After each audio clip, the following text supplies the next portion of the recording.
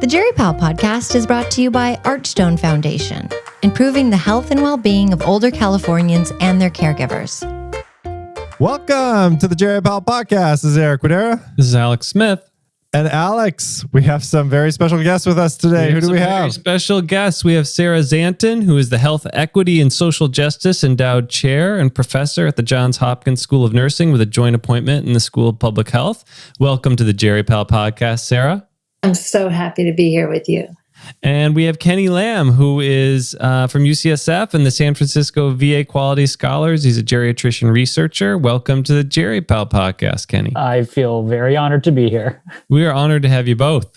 So I'm really excited. We're going to be talking about actually two JAMA IM papers about this subject. One that Sarah did on the capable study, and one that Kenny did on need for home modifications. Need for home modifications. We'll be talking about both of those and this general concept of kind of disability and what we can do about it in older adults. But before we do that, we thought, you know what? The AGS annual meeting's coming up. We usually ask our guests, so I apologize, our guests. But I thought, maybe Alex, since we're going to do capable at the AGS annual meeting, do you want to give our listeners a tease as far as your geriatrics super fun time, happy fun times, sing along, parody songs? This one is one we actually have done before on the Jerry Powell podcast. I think Muriel Gillick requested this 3 or 4 years ago. It's called My Get Up and Go by one of the Seegers. Pete Seeger. Pete Seeger. And we are doing a little parody, and Kenny actually helped refine some of the parody lyrics. So thank you to Kenny. So here's just a taste of it at the beginning. How do I know my youth is all spent? My get up and go has got up and went. But in spite of it all, I'm able to grin and think of the places my get up has been. As I try to bathe, I slip in the tub, get out to dry off and slip on my rug. My toilet is low, so I'm stuck where I sit. My old aching knees, they don't help me one bit. How do I know my youth is all spent? My get up and go has got up and went. But in spite of it all, I'm able to grin and think of the places my get up has been. You have like 30 people behind you, Alex? Yeah, or did you get some new tech over there? That was a good test of the audio because I didn't love that chorus sound on that one. Suddenly, it did sound, as Kenny was saying in our earlier warm-up, like there were a bunch of mermen behind me or something underwater. Well, good. All right, good to know.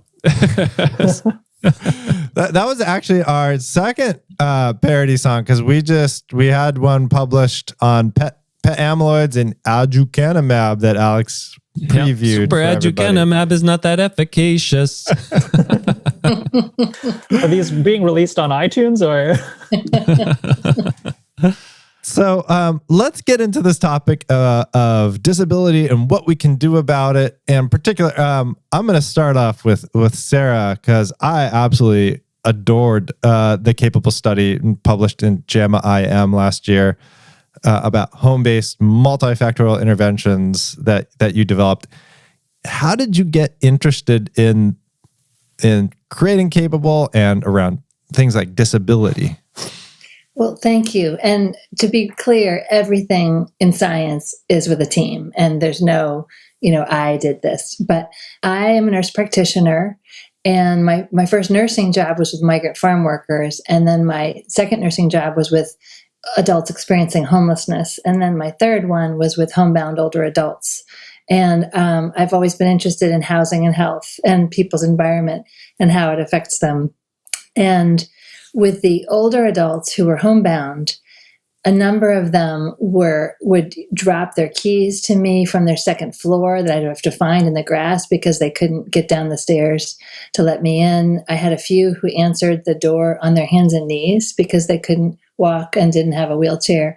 I had people who were stuck on the second floor for years and couldn't come down, and had people who were literally bedbound, and maybe they would have a schizophrenic son who would go off to a daycare center during the day and would have made his mother like a smoothie for her to drink during the day while he was gone. And just all these experiences that are so different that you see doing house calls that you don't see just if you're walking around a neighborhood. You don't know what goes on inside people's homes. And coming in as a nurse practitioner, what I thought I was supposed to focus on was their blood pressure and their cholesterol. And, I wasn't trained in any gerontology specifically, so I just had a very regular old primary care mindset. But to be there with someone who had gotten around on their hands and knees, you cannot only focus on their diabetes or if they are eating enough fiber. And so really got me to thinking about what can we do besides just focusing on the medical. And while I was thinking about that, we had one 101-year-old who had to get on her hands and knees to crawl into the kitchen to eat. She could get around the rest of her apartment, but she couldn't get into the kitchen on her wheelchair. And there were other distressing things about where she lived. And when we got her moved it wasn't my doing, into a beautiful revamped school building with beautiful big windows. And some of the people were 50 years younger than her because it was senior housing, but she was 101. And they looked in on her and took care of her, and it was clean. And I was able to take her off of 2 of her blood pressure medicines and 2 of her diabetes medicines. And that was such an aha moment for me of, my goodness, this woman's the same 101-year-old. She's got the same biology. She's had the same racial discrimination through her life, the same opportunities and challenges, and yet biologically she's now different. And so I think that we'll talk later about what we can do about disability, but that was just the biggest moment for me of, wow, we really need to do something to about people's environment while we're trying to help them live their best lives possible. And Kenny, how did you get interested? I mean, I actually think I came to the same conclusion, but from the inpatient side. I trained in medicine. I was seeing patients come in, and I tell this story where I remember my first night on call as a senior, I admitted like 13 people. 4 of them were older people who had just failed at home. And I remember going through the whole differential, trying to figure out, whether or not, what was the cause of this bicarb of 19? That was like the only lab finding I could figure out was kind of abnormal. And I was just thinking, wow, like a full, 20, 25% of the people I'm admitting the first night I'm on medicine, I don't have an answer for. They're going through an emergency and I can't figure out what's going on. That led me to geriatrics, where I said, I didn't want to just know what happened to people when they were admitted to the hospital. I wanted to follow them out and see what happened afterwards. And then when I started to do my own home visits, I can tell similar stories where I remember I saw someone who was blind, wheelchair bound, and he opened the door for us. And I remember looking at the walls and just seeing like he had pockmarked the walls all the way there because he can't see as he tries to make his way to the front door to open. So his wheelchair just runs into the wall all the time. And the way they kept him at home was that they kept a box of cookies on the counter because he couldn't prepare food because of his visual impairment, but at least then he could get food throughout the day. And so, I was seeing all these strategies being employed in people's homes that had nothing to do with whether or not we were giving them perindopril or lisinopril or ramipril. And here on the inpatient side, I was like, we're having debates about stuff that I was like, is this really the only thing that matters? Sometimes it matters. And obviously it's important to be able to do the medicine and to know, like lisinopril. Perindopril is the drug used in stroke trials. Lisinopril is the one used that has like a urate reducing effect. That's all important, I suppose. But at some point, the disability becomes far greater than the medical conditions. And I felt like we were just missing that in our overall paradigm. So, I resonate really strongly with Sarah in saying that I see the same problem. I think it actually plays a big role in how aging causes problems. We just haven't figured out yet how to measure it and show it. That's why I really love Sarah's work, because I think already getting ahead of getting all the way into the future and just showing that you can actually make a difference with it is really important to sustain, I think, morale in this field. Wow. Thank you.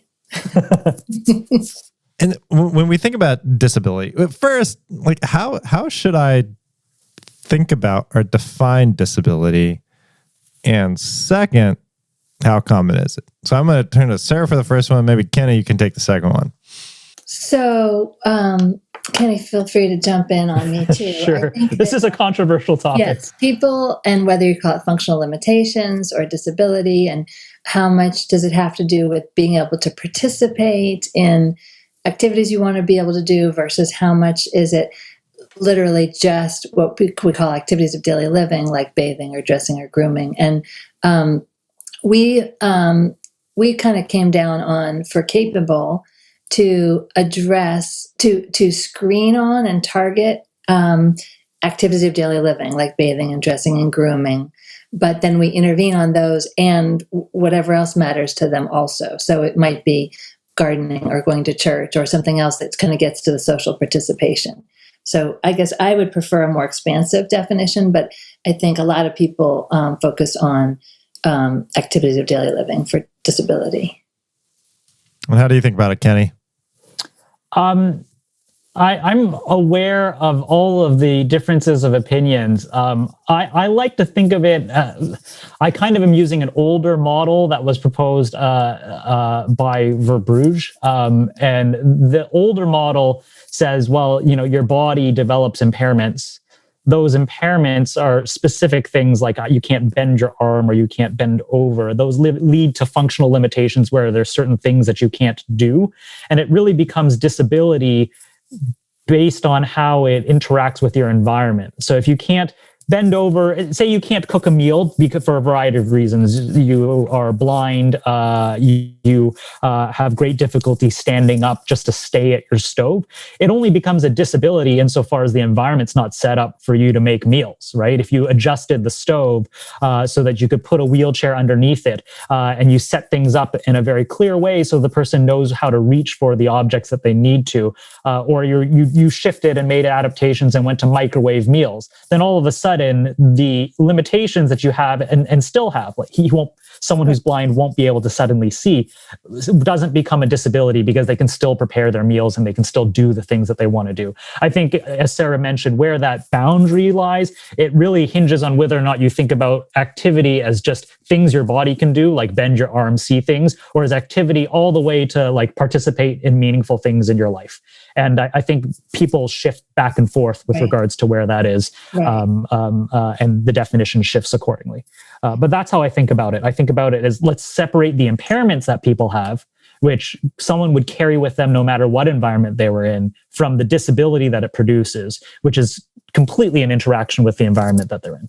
Yeah, and one of the ways that I often talk about that is if you think about, someone who is so paralyzed, all they can move is their eyes.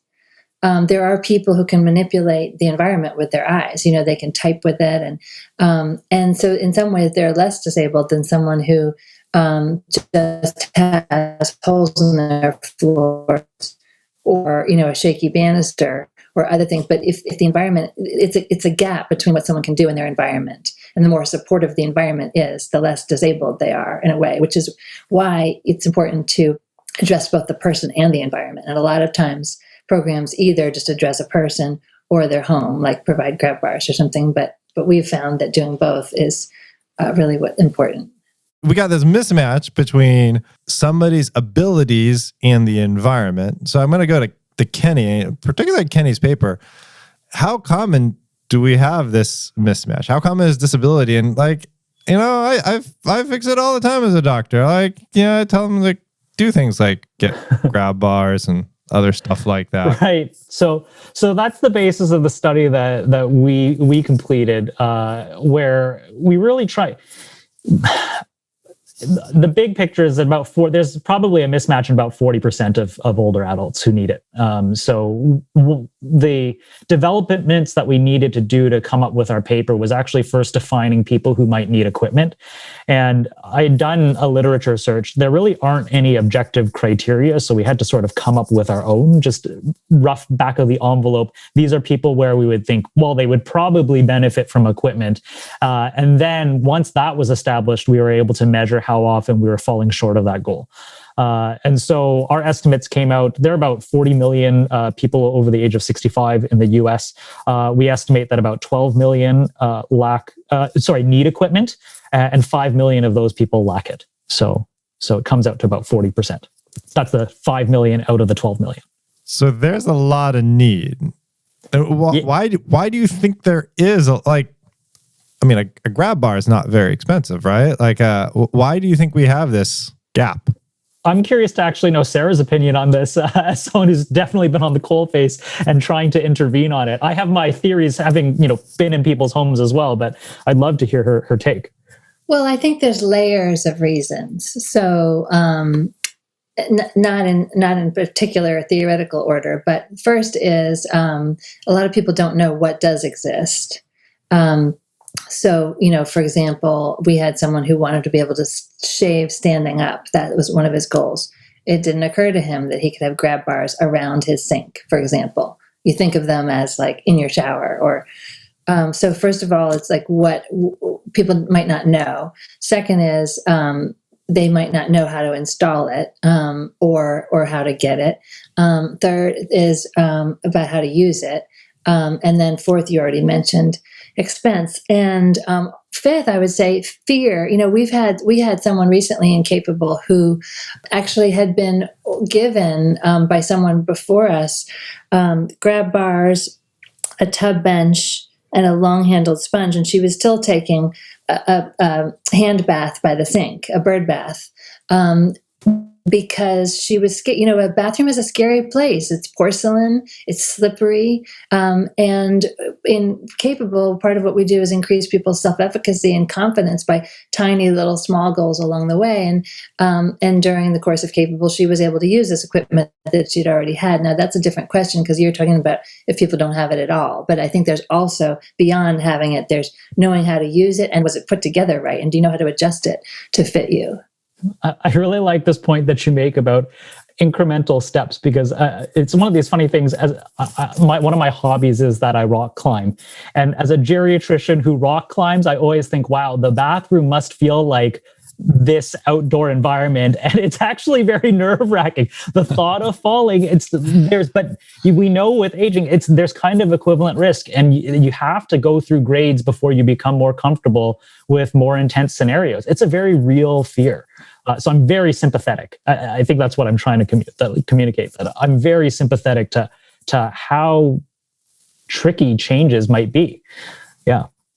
So we should talk about Capable and what it is, and you've already hinted at some parts of it. And in our correspondence before, of course, as you pointed out, it's so much more than home modifications. As you talked about now, it's helping people understand how to use these modifications and other components, which we'll talk about in a moment. I just want to do one more setup for the Capable trial, which is, remember Rebecca Brown, who used to be at UCSF, now she's at Penn, she's a geriatrician researcher, and she would, I don't think she'd met you, but early on, she was like, Sarah Szanton is my hero. I want to be Sarah Szanton. This is the kind of work that actually, helps people in real ways, practical, it just makes a ton of sense. And so I'd love to hear more about Capable, what it is, and what you found in your JAMA internal medicine study, as well as other studies, because I know you have a whole body of literature about this. But what's sort of the top level view for our listeners about what Capable is? Well, thank you for those really kind words. And I was a lobbyist before I was a nurse. So I think I try to do everything I do. I try to make it understandable to a congressperson or a staffer, because that's kind of my view. So sort of common sense is my wheelhouse. So Capable is a time limited, it's 4 months long intervention for people who have at least one area of difficulty with an activity of daily living, like bathing, for example. And they receive 4 nurse visits, 6 occupational therapy visits, and currently up to about $1,300 of home modifications, home repair, assisted devices, or everyday items. So $1,300 for things for the home environment, like we were talking about. Mm-hmm. And the occupational therapist assesses and helps them come up with goals about their ADLs, their instrumental activities of daily living, like, finances and medications, and meaningful activities. And the nurse focuses on, in terms of assessment, but then as the older adults' goals, pain, depression, strength, balance, primary care provider, communication, and medication. Is it too much, too little? Do they understand it? But really importantly, and I think this gets sort of undersold or under-talked about, it's really a self-efficacy intervention underneath all of it. And so all of it is about what the older adult wants to do. We are not primary care. We're not telling them to take medication or stop smoking or anything. That's other people's jobs. Incapable, it's only an assessment about what matters to them, what they would like to be able to do in their home or community. And then the nurse and the OT and the handy worker part is completely wrapped around those goals and those goals only. So if somebody wanted to be able to get out their back stoop to listen to the birds, we don't say, yeah, but maybe you should quit smoking first, or why don't you deal with these roaches first? Like we go with exactly what they want to do. And as they have successes, then they think of the next thing that they want to do past capable. So let's say part of that is, let's say they have a really difficult time getting to the bathroom at night. You think about all these interventions. Maybe some of it could be like potentially they're taking their physician prescribed them like BID Lasix. How does capable work with the rest of the healthcare system once you find something on the assessment that needs to be addressed? Right. Well, that's a really good ad for one of our current research projects. And I didn't get to any of the results or the papers that you asked me to talk about. But basically, so we've had some, people who turns out they're on 3 blood thinners or they're on a Lasix that they're taking at night, and then they're racing to the bathroom and they've fallen or they're afraid they're going to fall. Every capable program. So we started off as research, and this is what we're talking about today, but it's now in 33 places across the country. And every program does the feedback to the primary care or the geriatrician a little differently. Some people call, some people do letters. We are currently working on a new project called Goals, where we're specifically talking with primary care providers about how do they want to know. People are sick of alerts, and they don't change their, primary care providers don't change their behavior necessarily by alerts, but they don't necessarily want a whole lot of other communication. So we're still is a work in progress. But it's all based on to the extent that we do worry about the medications, it has to do with if it affects their function, like as you were talking about. But in the example of being, going to the bathroom in the night and being afraid to fall, the occupational therapist will brainstorm with the older adult about what are the parts, pulling apart the task, what is involved in going to the bathroom in the middle of the night, and all the way down to, like, you sit up, you turn to the side, you try not to get up too quickly, maybe you have a grab bar, you put in a chair rail, a bed rail that goes in between mattress and the box spring. When they see that, they remember, oh yeah, I'm supposed to sit for a minute on the side of the bed. Okay, then I'm going to go, and so taking away the Lasix would be great, or modifying it. But there's also a lot of environmental things. And importantly, those environmental changes act as behavioral cues. You see them and you say, oh yeah, I was going to do this a little differently. And part of the reason Capable works so well is those behavioral cues, environmental cues last, right? They're there. That chair rail is there. Or the crock pot that we buy you because you don't have teeth and you want to be able to cook really soft things, that stays there. And it helps you remember, oh yeah, I was going to do this a little differently. I'll sort of echo back that, at least I think in my clinical practice, the thing that's so challenging, I think, for doctors is we might think, well, we've tried Lasix once daily, and their heart failure requires Lasix twice daily. And those were the cases that I felt like were the ones where I would really try and really dig deep into. And that's kind of why I got interested so much in home environments and what services were available. Because in some ways, I see it as the infrastructure necessary for people to execute the medical care that they need. And if that infrastructure is not there, then what is the point? Again, then you're stuck. You're really stuck. I think the case example that really brought this home for me was I had a patient with Parkinson's disease, lived at home with her sister. And I remember asking her one day, she came into my office and she was like, "Oh, it's 1 p.m. I need to take my levodopa." And I just watched her try and pull it out of this Mediset, and her tremor didn't let her take her own medication that she needed for the same disease. And I just thought, this is ridiculous, right? We have a disease that is characterized by tremor, and then you ask them to take medications, and they will inevitably run into a situation where the disability caused by the disease that you can diagnose and anticipate leads to a condition where they can't interact with their environment to take their treatment. Like that it was mind-boggling to me just how poorly designed our services are. We have the power of these clinical diagnoses where you can make predictions for how things will unfold for people, and yet nothing to provide people with the inevitable consequences of chronic illness. I think doctors, like everyone has to get involved. I'll also share that actually, even before I finished this study, I called Laura Gitlin actually to ask her for her opinion. She's your mentor, I think, on the Capable project, because I saw she had been working on this from her end for a while, and I just asked her for advice. I was like, I don't want to reinvent the wheel. Help me understand what you've learned from your years of experience trying to work in this arena. And one of the things she said was payment structures, one, and then two, also that doctors or MDs aren't entirely on board. So I tried to think of a study like, how do doctors think about things? They think about things in terms of criteria and intervention. And so that's why I was really trying to paint this picture. I know there's more than just home modification, but home modification is a clear intervention. Yeah. And I was trying to develop what are the criteria, if you're in primary care, that you need to look for, so that you can say, this is a person where I'm not doing well enough, because that's how doctors think. And I was just trying to translate all of that in the study. That's what goes underneath it. Well, since I am a doctor, I have a criteria from the Capable study, which is, people with at least one ADL or at least two IADL deficiencies. I have an intervention, which is Capable. I don't know yet if it works. So does it do anything, Sarah? Yes, and I'd also like to talk about payment and add more to what Kenny was saying. But yes, so Capable, I think we have about 25 papers at this point. It works. It works in a lot of good ways.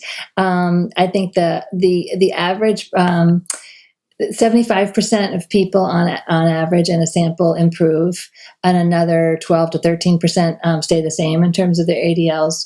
And of those 75%, the average change is they lose difficulty in about 2 of 4 ADL areas. And that's really an undercount, because in that study, we measured just any difficulty. So you could have it was really hard to take a bath to, it's a little difficult, and that would have showed no change. So needless to say, we measure that differently now so that we can get a better assessment of that. We also, and in the JAMA IM paper that you were highlighting today, we had a control group who had the same 10 visits, also goal-directed based around what they wanted to be able to do, but they were social kinds of goals or sedentary goals. So learning to use the internet, or putting together a photo album, or storytelling, listening to music together. And as we know from COVID and all the social isolation, that's actually a pretty potent intervention. And the control group improved too, but which we were happy about. They didn't improve on their ADLs as much, which is what we had hypothesized. But back to the point about what do we need to do? Part of it is that in Medicare and insurers and a need to focus on disability and function. And that's partly morally based on, what we're all talking about, but also chronic conditions are not what is costly. It's not, chronic conditions by themselves are not what generates so much avoidable hospitalization and nursing home admission. It's really when you have chronic conditions and functional limitations that you're much more likely to be what economists call a high cost spender, or someone in the top 5% of spending.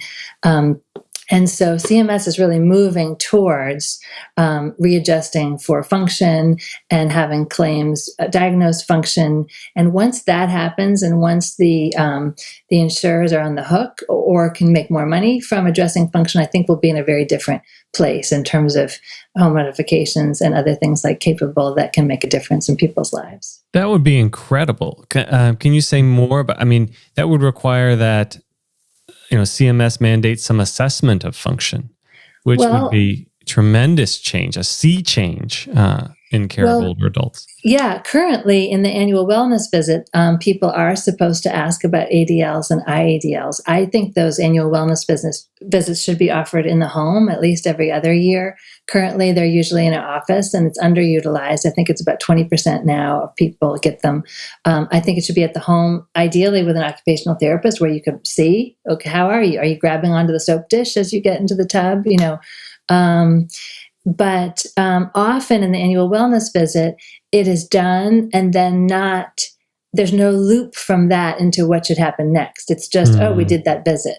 And same with like a health risk assessment that Medicare Advantage plan does. Often that's just used for coding, but it doesn't loop back to anything about payment or interventions. And so that is a big part of what we all need to do, is to get those looped together and have there be risk adjustment for function. And then we'll have a real sea change. I'd love to hear, a couple questions. Well, okay, I'll do one at a time. While we're on this topic, how is Capable paid for? Does Medicare pay for? What do they pay for? What don't they pay for? Well, that is a great question. So currently, most Capable sites are from philanthropy. And there are some that are Medicare Advantage can pay for it through their supplemental benefits. They do have to alert CMS in June of the year before they're going to start it. And there's Massachusetts covers it through the Medicaid system, and we're hoping that other states will do that. It makes sense for a Medicaid program to pay for it because people will end up in a nursing home that's paid for by the same Medicaid program. You're always trying to work on this so-called wrong pocket problem that if an area agency on aging pays for Capable, they don't get the money back if someone doesn't have to be in a nursing home. But Medicaid program does, so would a Medicare Advantage program. There are also, in Maryland, we have an unusual payment system for hospitals where prevention is really prioritized. And so, for example, the Johns Hopkins Hospital pays for people in the community to get Capable, both to be a good community partner and because it will avert hospitalization, so it'll make their bottom line better. That's great. There's a number of ways it's being paid for now. We are working to try to get to be part of fee-for-service Medicare. So Medicare Advantage covers about a third of Medicare beneficiaries, and fee-for-service traditional covers 2/3. And so that's a really big number of people who need it. And so far it's not paid for, but I'm thinking within the next 3 or 4 years it will be. Oh, that would be so exciting. That would be a tremendous, at so many levels. Assessing function routinely, payment for services that are common sense services that will help older adults age in place, cohesion of payment and alignment with what people's goals are. I could think of so many different outcomes from studies like this, from cost reduction, from decreased acute care visits to, avoidance of hospitalizations and ED visits to improved physical function and mobility to decreased disability, as we've already talked about, which is the interaction between a person's physical capabilities and their environment. And then, of course, quality of life, right? Which is one of the main things that we're focused on. And then ultimately, what we're talking about with Sarah, you and Kenny today is helping older adults age in place. Well, and I would say even more ultimately, having them be part of their families and communities in ways that are meaningful to them. So there's a gentleman who hadn't taken a bath in a year when we got to him and couldn't stand up off of his couch and a number of other things. And he had several goals, but in terms of those two, he achieved them really well. And we were just in touch with him this week, and he has been the main person helping his grandson with his online education during the pandemic. So it's not just that we want people to be able to age and we're thinking about what they want to do. It's also, when you can get dressed and get around and take your medication and do what you want to do, you could be advising small businesses or taking care of grandchildren or doing all the other things that we know that the wisdom of older adults can make a difference to. So, there's a bigger feedback loop than just the aging community. Right. It's keeping intergenerational communities together. Yeah. Kenny, if you could wave a magic wand and make one change to policy or practice, what would it be? I mean, if I could really had a magic wand, then I would just get rid of all the disability all at once. This is what I think about in like the Avengers movie when Thanos needs to kill half of the world's people. I was like, why didn't he just double all of the supply? But beyond that, I think I would try. I would probably wave a magic wand and put functional assessments into the medical system. I think at day's end, that's ultimately what patients want. When patients think about the diseases that they're dealing with, they interpret it in the lens of what does it let me do or what does it not let me do. And so I think that that's the bridge that we need when it comes to translating all the science of medicine into something that really matters for patients. That's a great answer. And Sarah, your magic wand, you got one thing. Well, I'll loop on to Kenny's and say, not just the assessment, but the paying for good interventions with good outcomes to either decrease the functional limitations or allow for more adaptation to them. Do you think we're going to get there? Yeah, I'm sure we are. I love the optimism. Actually, this has been really uplifting because usually our podcasts, we talk about all the things that are wrong and it seems like there's no hope and our system is so fundamentally, deeply flawed. So it's great to hear that you're optimistic that change will be on the way and positive change on all these fronts. Well, it also is very timely as we talk about what is and what is not infrastructure. I use the word strategically. Yeah, I heard it. Infrastructure is not just about a car getting you from home to work. You can think of infrastructure as a lot of things, and potentially infrastructure of getting you to the kitchen or to the bathroom. Well, and it helps other people work, right? Even if you're only limiting infrastructure to be how do we make commerce flow, and that's roads and bridges, it's also that then family members can focus at work and get to work and do what they need to do. Well, I want to thank both of you, Sarah and Kenny, for joining us at this podcast. But before we end, Alex, are you going to give us a little bit more of the preview? A little bit more preview here. We'll do the uplifting part, which includes some lyrics about Capable.